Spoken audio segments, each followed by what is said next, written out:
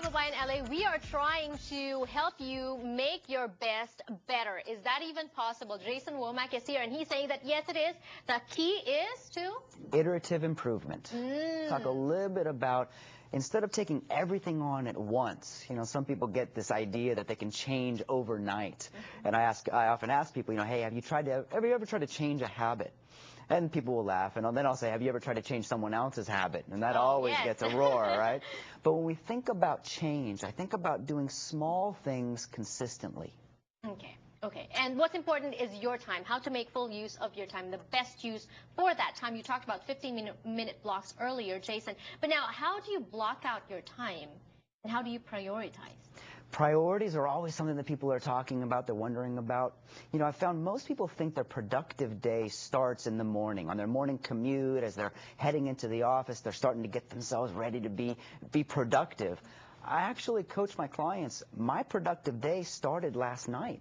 Oh, okay. And as I closed up my workday, what were the last things that I put into motion? What did I write down? What did I get to close in that evening to get myself ready for tomorrow?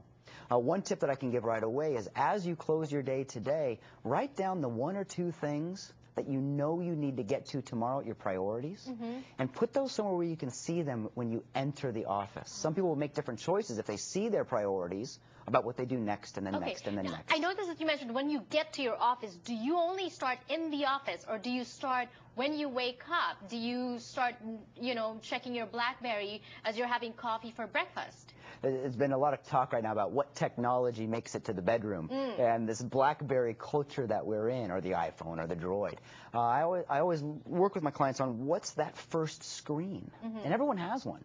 The first screen is email or calendar or Facebook or maybe Twitter, and so people begin working before they get to an office, before they even get to their car. Right. Do you suggest that? Is that healthy?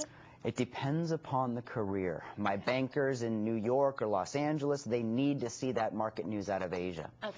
The clients who are more self-entrepreneur, the solopreneur, maybe we can play with that just a little bit. Now, it does back up into that day before. If I want to give myself a break tomorrow morning, I might let my crew know. I might let my small team know. Right. Can you hold things for me just until I get in, just until that 10:30 meeting? Or sometimes, you check your BlackBerry, there are emails there that come in. Some of them need, there's an urgency, but then the others you can, get to when you get to the office, so that I guess that's fine too. But you mentioned something about making the to-do lists. We were told that to-do lists are effective to make, just to make full use of our time and all that. But now you're saying that there is such a thing as death by to-do lists. It doesn't stop. And if people have an idea in their mind that a to-do list we should get through the to-do list, it's kind of the first misnomer that I want to address. I don't want to finish my to-do list. Well, I want to check things off and replace them with things of equal or greater value. Right, okay. Not necessarily always new ones for me. It's always, I called this person, now I'm sending them a contract. I talked to that person, now I'm sending them some materials. So what can I replace that to-do with? Let me address the 3 kinds of to-do lists people make and how I maybe can help out a little bit there.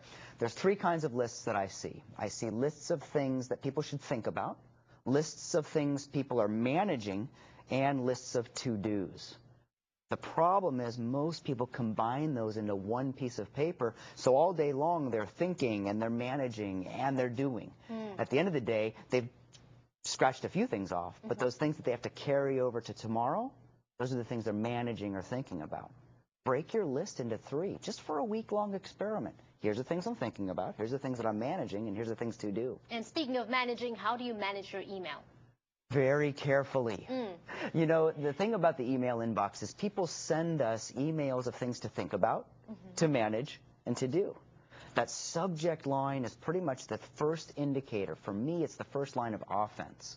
So when I send an email to a client, to a customer, to anybody, I'm looking at that subject line because that's what they'll see on their handheld. By the way, the percentage of people who are viewing email on handheld is only going to increase.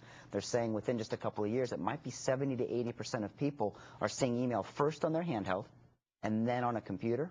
So if I'm seeing it first on the handheld, that space is of essence. Exactly. But see, when you talk about that, we all know that technology, it supposedly makes our lives easier, more manageable, more convenient, but then at the same time, like we talked about earlier, it can be overwhelming as well. And so you talk a little bit about, in your book, you talk about taking technology shortcuts. Is that possible, and what are those? You know, in ages old, the first technology shortcut that I ever came up with was the speed dial. Remember that on our old cell phones? And I could program mom to be #1, and nowadays, I'll see a book in a bookstore. I'll see an advert somewhere. I'll take a picture of that with my cell phone. Okay. I'll email that to a client. I'll write a quick note. Hey, I thought you might like to see this. Here you go. Oh, okay. What a so way. As a shortcut. As a shortcut. Yes. I'm in a meeting, and there's information on a whiteboard that someone was writing down as we were going, or a flip chart.